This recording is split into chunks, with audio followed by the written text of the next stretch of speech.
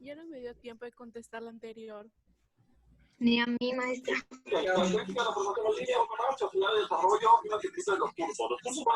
dio tiempo de leer?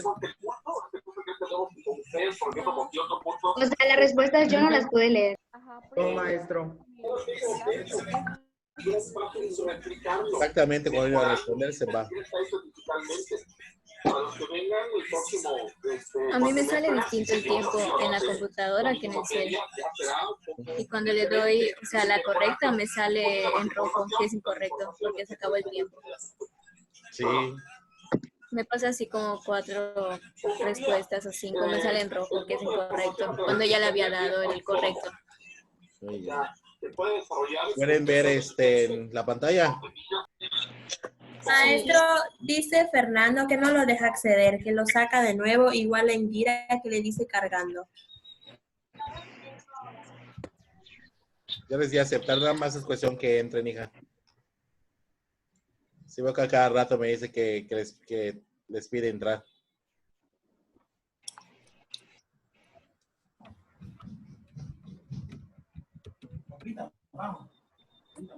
Ah, es que en lo del...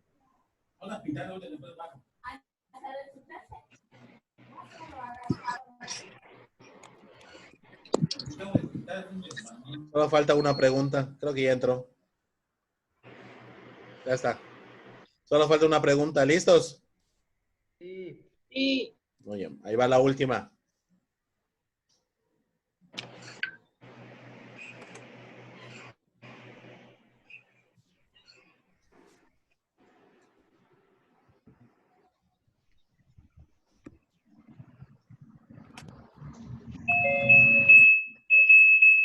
Solo estamos esperando a Fernando para que pueda ingresar. Es que veo que lo saca, lo deja entrar y lo saca otra vez. Pero solo nos falta una pregunta para terminar la retroalimentación.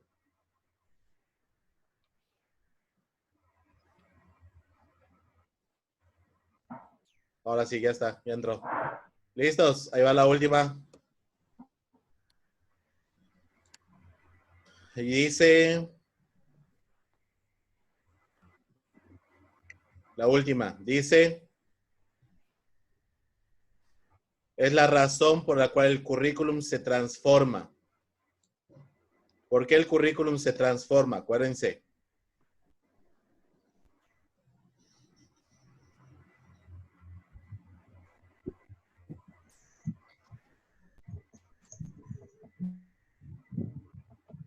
Maestro, no me cargan la Maestro. No sale la respuesta. Tranquilo, está cargando. Esta es cuestión del internet. No se desesperen.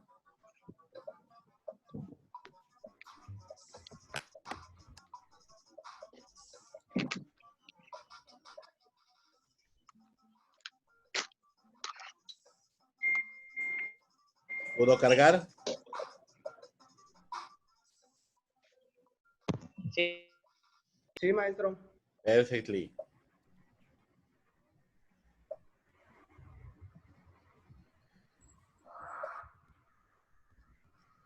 Muy bien. De hecho, todo lo anterior, acuérdense que el currículum involucra muchas de los factores internos y externos. Entonces, aquí también les puse otra pregunta capciosa para que ustedes pudieran analizar y reflexionar. Recordemos que habla acerca de las políticas nacionales, que es un factor externo. Habla acerca de las enseñanzas y de los aprendizajes, que es un factor interno. Y sobre el diagnóstico de las necesidades del contexto, que es un factor interno para poder diseñar currículums. Y básicamente al final, pues, les queda una tabla de posiciones. Realmente lo importante es retroalimentar. Lo importante es que ustedes tengan, de hecho, ahorita que terminemos la actividad, van a ver que se queda grabado este juego en su celular, aquellos que lo jugaron en el celular. Entonces, con él pueden ustedes retroalimentar tantas veces ustedes lo deseen, tantas veces ustedes quieran jugarlo, sin necesidad de que yo haga una retroalimentación constante con ustedes en el salón de clases. ¿Me di a entender? Muchas felicidades a todos. Todos lo hicieron bastante bien. Nada más que acordemos que es muy importante repasar antes de una retroalimentación como este. Como Kahoot, ahora me gustaría escucharlos a ustedes. ¿Qué tal les pareció la actividad? Digo, fuera de lo que es el internet, pues básicamente ahí ni ustedes ni yo podemos hacer nada. Lo entiendo, lo comprendo y no se preocupen. Me doy a entender. Esto básicamente son participaciones, son retroalimentaciones. En vez, ya vieron que pues muchas veces hablo mucho en las presentaciones o en las exposiciones. Estas actividades, ¿qué le pareció? Cuéntenme. Me pareció de una manera muy Interesante porque interesante. ¿Qué les A mí gustó? me gustó. ¿Qué no les Todo gustó? A ver, Kevin, te escucho, hijo. Se sintió algo presionado por el tiempo, Exacto. pero al principio nada más, luego ya como que te acostumbras. Se van acostumbrando. Es la primera vez que juegan un Kahoot. Sí, sí. te estresa porque a veces yo lo juego en la lap, pues tengo que entrar y salir de Zoom. Y mientras que yo salga y entre, ya me consumió un tiempo. Sí, prometo que les voy a poner 30 segundos la próxima vez. Dale. Eso sí lo puedo modificar. Sí. En vez de 20 les voy a poner 30 Sale, para que a no mí se me salió presionen mucho. diferente. ¿Qué más? Sale diferente el Maestro, tiempo. Bueno, a así mí ya me pasa que puedo me sale diferente el estudiar, tiempo. ¿no? ¿Perdón? Aquí ya es como para que nosotros repasemos, ¿no? Exactamente. De hecho, ustedes lo pueden calificar. Les aparece la posición en que se quedaron, si no me equivoco. Digo, el tiempo lo puedo modificar, no se preocupen. Eso lo puedo poner 30 segundos la próxima clase. ¿Algo más que les haya parecido? Dinámico y entretenido, maestro. Digo, a pesar de que no estamos en el salón de clases, sí los puedo evaluar de esta manera. Estas actividades sirven para retroalimentar, descubrir nuestras fortalezas, nuestras áreas de debilidades que tenemos que mejorar y tenemos la falta de comprensión o la falta de entendimiento de ciertas cuestiones. Entonces, sí es importante que de alguna manera, voy a guardar los silencios, micrófonos un momento porque alguien está viendo tele cerca. Les mencionaba, es muy importante que ustedes vean esta actividad como algo para reforzar lo que tienen que reforzar y fortalecer pues lo que ya tienen pues de conocimiento. Entonces, espero que les haya gustado, espero que les haya llamado la atención. No va a ser la primera vez que lo vamos a jugar en la próxima ocasión. Por lo tanto, entonces con eso termino la actividad número el tema número 1 de las 3 primeras actividades. Definición, fundamentos y tipos de currículum. A continuación, ¿alguna duda sobre este tema? ¿Alguna pregunta? ¿Alguna observación? ¿Puedo pasar al siguiente tema sin ningún problema?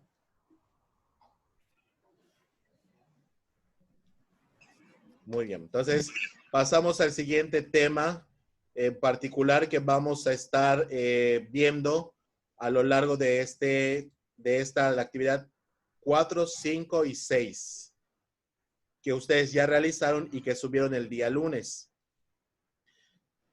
Y su tarea fue realizar un mapa mental. Recordemos que la importancia de los mapas mentales es pues graficar de alguna manera visualmente a través de imágenes las palabras claves o las ideas importantes de nuestro texto o de nuestra información. En esta ocasión vamos a ver lo que es orígenes de la metodología curricular, en el cual vamos a explorar quiénes fueron los pioneros en decir cómo debe estar construido, dirigido y enfocado un currículum. También vamos a ver lo que es los fundamentos esenciales para considerarse dentro de la metodología curricular. Y por último, vamos a ver lo que es todos estos temas son muy importantes porque a partir de ahora ustedes tienen la tarea de poder analizar esas características principales de la metodología curricular para poder empezar a diseñar lo que es su taller o su diplomado. Entonces, de aquí voy a retomar, de hecho, los 2 primeros puntos de su proyecto final, que es crear lo que es el marco teórico a partir de un diagnóstico de necesidades de su contexto. ¿Me doy a entender? Muy bien. ¿Alguna duda hasta aquí? No. ¿Puedo continuar? No, profe. Sí. Muy bien. Entonces, tenemos orígenes de la metodología curricular. Pues recuerden tomar apuntes, muy importante, muy necesario. Que recuerden que siempre deben tener sus apuntes, sus mapas mentales a un costado de ustedes y estar ubicados en un área pues adecuada. Acuérdense que les pedí por favor que no deben estar pues no en sus camas ni en sus hamacas, por favor, si son tan amables. Hace un momento vi a una persona que estaba meciéndose en su hamaca. Yo sé que queremos estar muy cómodos, pero es necesario que recordemos que desde el principio del curso escolar les mencioné que deben estar ubicados en un espacio adecuado. ¿Ok? Por favor. Tenemos entonces, primer tema, objetivo de la sesión, pues básicamente es que podamos describir y argumentar sobre los pioneros del origen de la metodología curricular y cuál es su impacto en el diseño curricular. ¿Ok? Bueno, tenemos el primer origen, que es a través de una institución, de hecho, internacional, que se denomina como UNESCO. ¿Alguien sabe qué significa UNESCO? Participaciones, acuérdense activar su micrófono, por favor, o alzar la manita.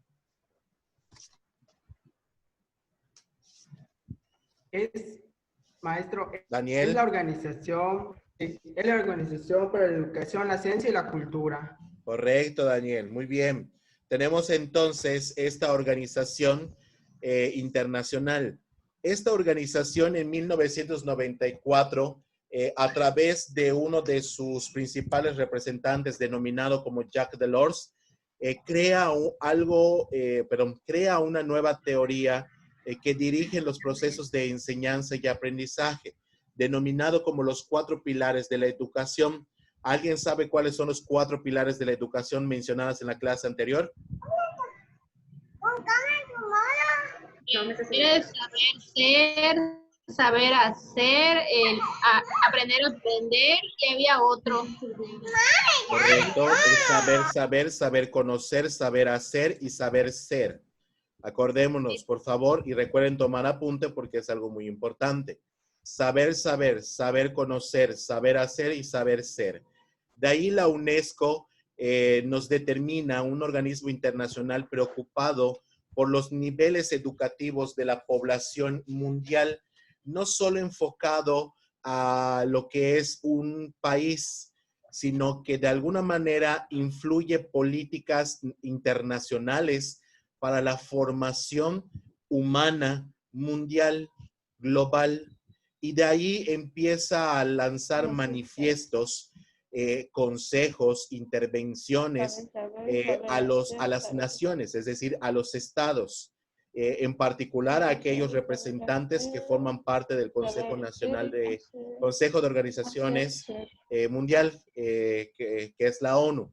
De ahí, la UNESCO está muy preocupada por establecer una formación, pues, que todos y cada uno de los seres humanos tengamos acceso a la formación, pero que esta formación sea de acuerdo al sistema educativo nacional de cada país. En este caso, nuestro sistema educativo nacional mexicano, tenemos como ejemplo lo que es preescolar, primaria, secundaria, educación media superior, educación superior. Recordémonos que a partir de secundaria, estos se van dividiendo a través de escuelas federales, técnicas, generales, al igual que la educación media superior. Y la educación superior se va dividiendo de acuerdo al área tecnológica, a la formación en general. Por eso de ahí existen diferentes formatos. Por ejemplo, ¿cuál sería la diferencia de una escuela general secundaria a una escuela secundaria técnica? ¿Alguien que me pueda decir esto? Que en la técnica les dan como, o sea, parte del currículo abarca algunas habilidades para el campo laboral. Correcto. de alguna manera enseñan cuestiones para el campo laboral, para una inserción inmediata, por si en algún momento determinado, pues no continúan con sus estudios.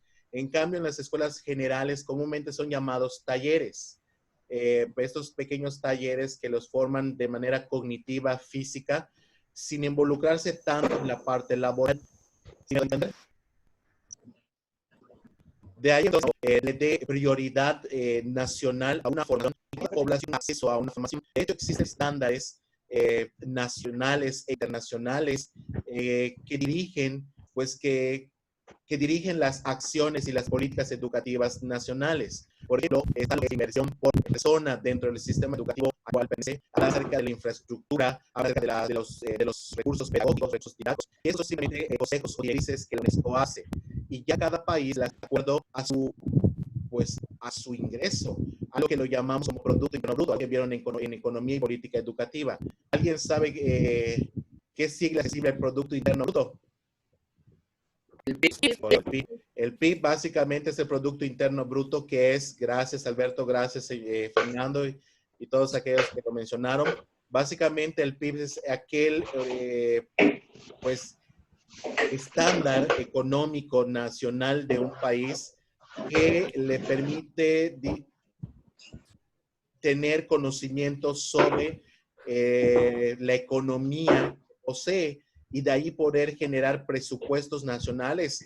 En este caso, la preocupación de la UNESCO es un presupuesto estándar fuerte para poder impulsar la educación en las naciones o en los países.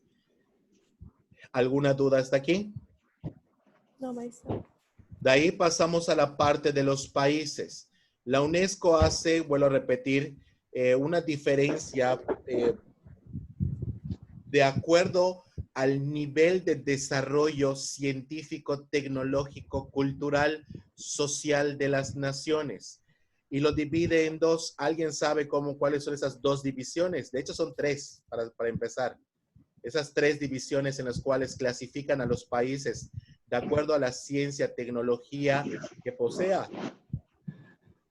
Debe de ser desarrollados, subdesarrollados y en vías de desarrollo, ¿no? Así es, Fernando, es países desarrollados. Hay muchas formas de llamarlos, de hecho, países subdesarrollados o en vías de desarrollo o países tercermundistas o país de primer nivel, segundo nivel o de tercer nivel. De alguna manera la UNESCO hace esa clasificación. Conocemos que pues la parte norte de nuestro país, Estados Unidos, Canadá, corresponde básicamente a la parte de países desarrollados. Los países europeos en gran mayoría. También tenemos la parte de los países en vías de desarrollo, los cuales se encuentran divididos entre los países de segundo mundo y de tercer mundo. Pues en los cuales México, ¿cuál creen que ustedes pertenecen? ¿A de segundo mundo o a tercermundistas? Tercermundista. Acordemos que hay una manita en su área para poder yo generar las participaciones. Como Paulina mencionó, si bien escuché el video también que vi en la pantalla, hace referencia a un país de segundo mundo, un país en vías de desarrollo. ¿Por qué no ha alcanzado el nivel de país en desarrollado o de primer mundo? ¿Alguien sabe? Por la educación, ¿no? Y el nivel económico que tenemos. Básicamente por el nivel económico, y hablamos de la educación, sí, pero la educación impacta en un aspecto denominado como cultura, ideología. Creo que en economía y política educativa ustedes les debieron haber enseñado que los mexicanos tenemos muy desvalorado la educación. Muchas personas en México por ideología y cultura, pues ya no formal sino informal, por padres, por los hermanos, por hijos, se ve influenciado por la idea de que la educación pues es algo que no es necesario, es obligatorio. Sin embargo, en los últimos años México ha tratado de cambiar esa cuestión y fue gracias a la UNESCO que hizo obligatorio a nivel preescolar. ¿Hasta dónde llegaría el nivel de educación básica? ¿Qué decir que el primero?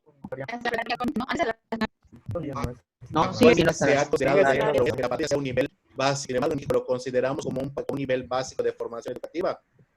No. ¿Hasta dónde llega la educación secundaria? La educación que debe llegar hasta la educación media superior.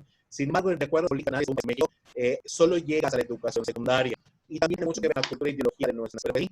La labor de cada uno de nosotros como maestros y como de estudios es hacerle cambiar a los padres de familia, a los alumnos y a los estudiantes, causarles interés, motivación sobre una formación hasta el de nivel educación superior, es decir, una licenciatura como mínimo. ¿Me doy a entender? Entonces tenemos una tarea muy ardua, muy difícil, y eso se van a encargar ustedes, de cambiar esas ideologías y ese aspecto cultural de los mexicanos. De ahí la UNESCO establece, ¿para qué crear formación? ¿Para qué tener un sistema educativo mínimo como una educación básica?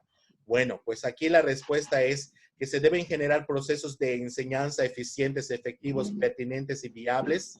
Vuelvo a repetir, eficientes, efectivos, pertinentes y viables para formar recursos humanos.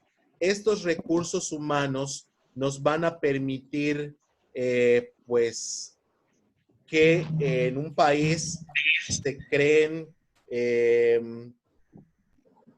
pues, personas que tengan conocimiento técnico, conocimiento, pues, cognitivo, a nivel cognitivo, de procesos que le corresponden a su área. O, por ejemplo, un odontólogo, ¿sí? Es a lo que se le llama capital humano, ¿no? Perfectísimo. A eso se denomina como capital humano. El capital humano, pues, se denomina básicamente como aquel que va a trabajar, que va a dar su trabajo, que va a hacer un trabajo en un área específica. Como el ejemplo que les daba hace un momento, como el odontólogo, como un odontólogo. ¿En qué área va a trabajar? De la salud. Medicina. En el área de la salud, en el área de la salud. Un médico también en el área de salud. ¿Un maestro en qué área trabajaría? En el área de educación. En el área de formación humana, en el área de básicamente sociales y humanidades. Un administrador de empresas, ¿en qué área trabajaría? De Temáticas.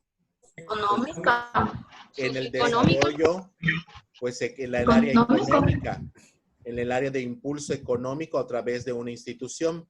Entonces, hablamos de que la UNESCO dice que tienen que generarse planes y programas de estudios, metodologías que formen capital humano y que este capital humano ayude a su país a convertirse y transformarse en un país de primer mundo y así poder alcanzar satisfacer sus necesidades básicas.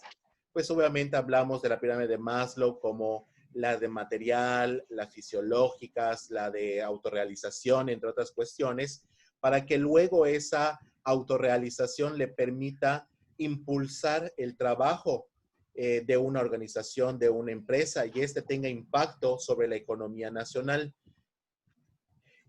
En algún momento determinado, podamos decir que hasta las personas que no tienen una educación como tal de nivel superior también tienen un impacto en la economía nacional.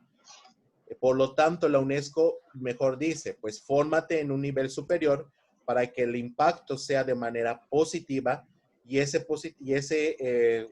área positiva impulse la economía de tu nación a través de un plan de estudios eficiente, efectivo, pertinente y viable. ¿Me di a entender? Sí, maestro. ¿Alguien tiene alguna duda? No, maestro. Correcto. Continuamos con el siguiente. De ahí partimos con el siguiente concepto que habla acerca de vía real.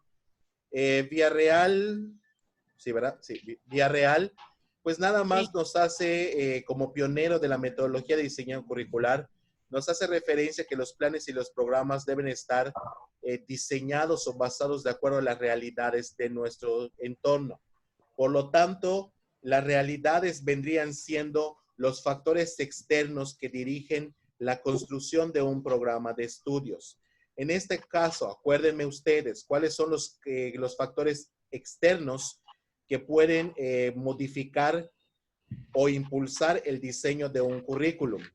Yo les voy a dar primero, por ejemplo, los problemas sociales dirigen en la formación de un currículum. Otros elementos, La ideología.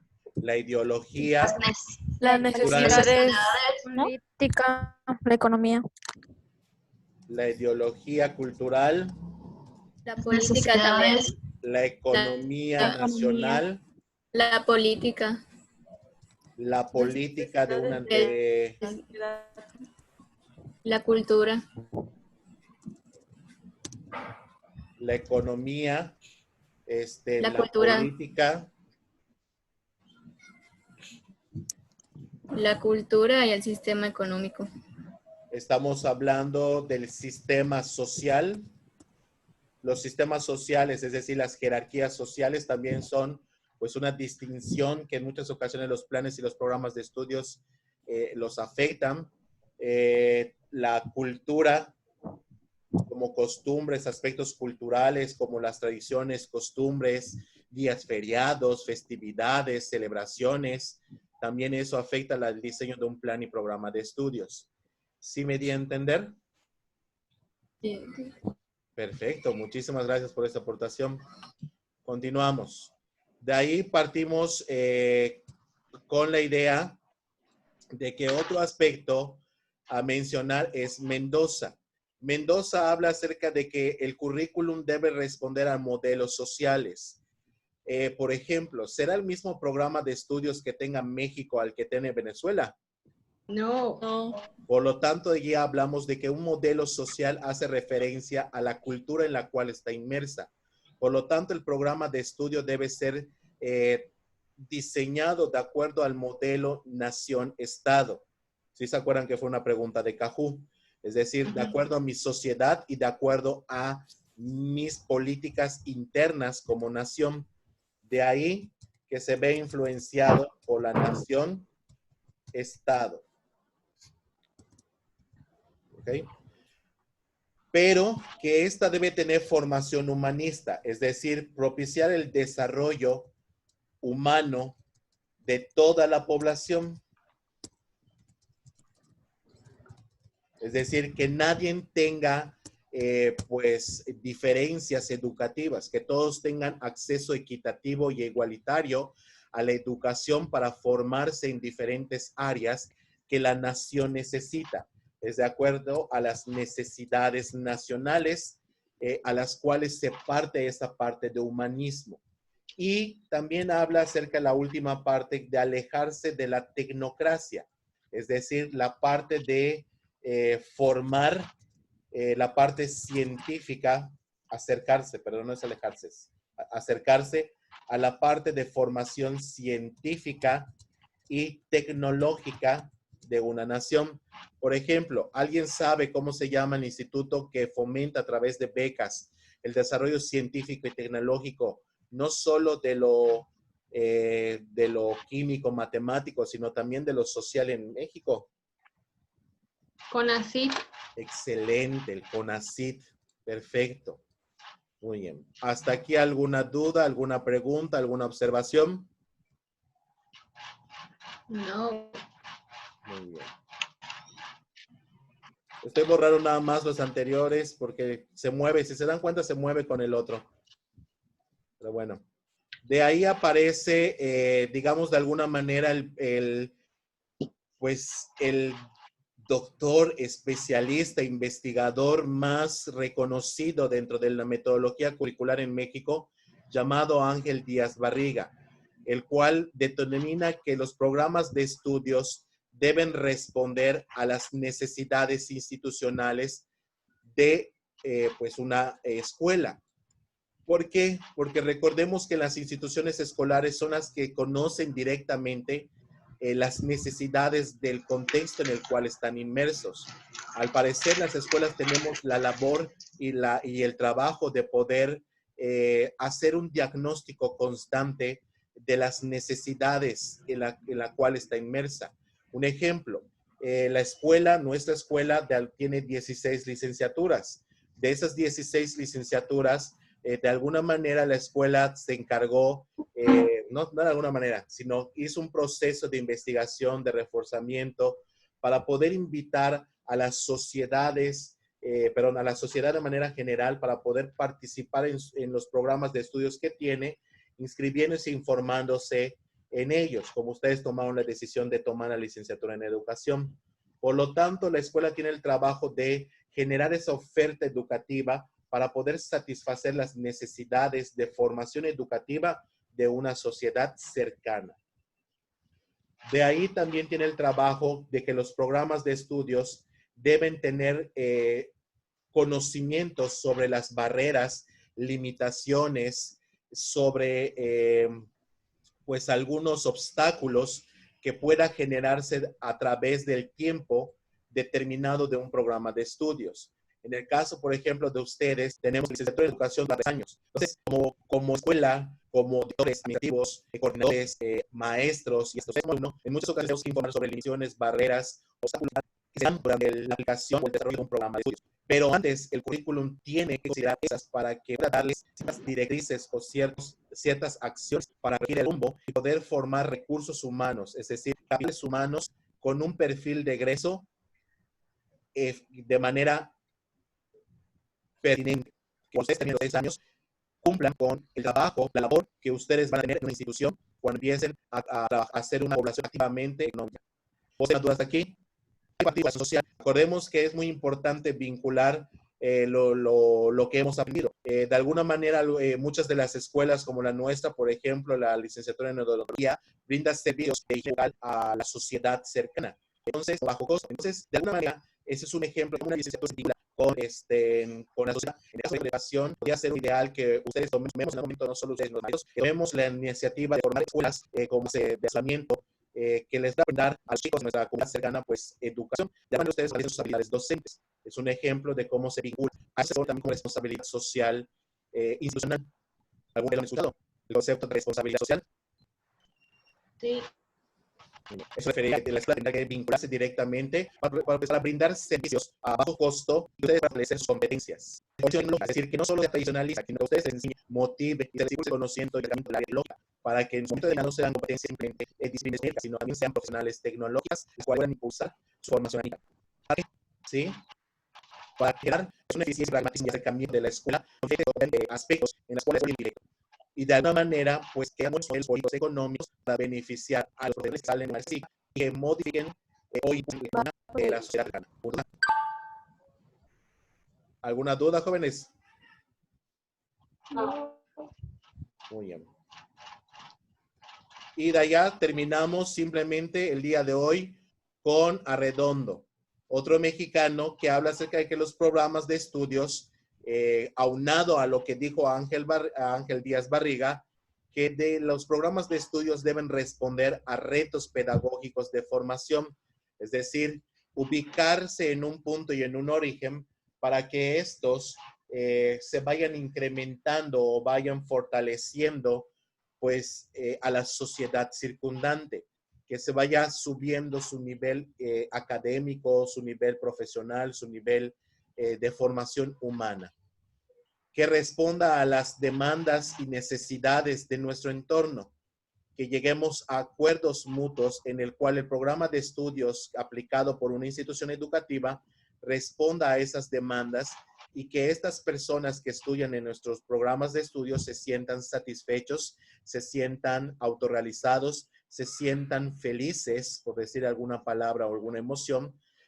sobre su programa de estudios y que puedan permanecer durante los 3 años sin que pues existieran problemas educativos como rezago, abandono, deserción o hasta reprobación escolar. Y el último, pues es que de alguna manera resuelva o disminuya los problemas sociales en los cuales la sociedad se encuentra inmersa. Un ejemplo de ello puede ser, por ejemplo, cambiar la ideología sobre, no sé, digamos un problema social que la educación trata de cambiar. Ya hablé mucho.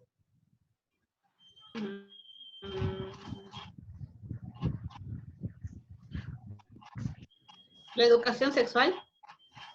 Podría ser la aceptación social.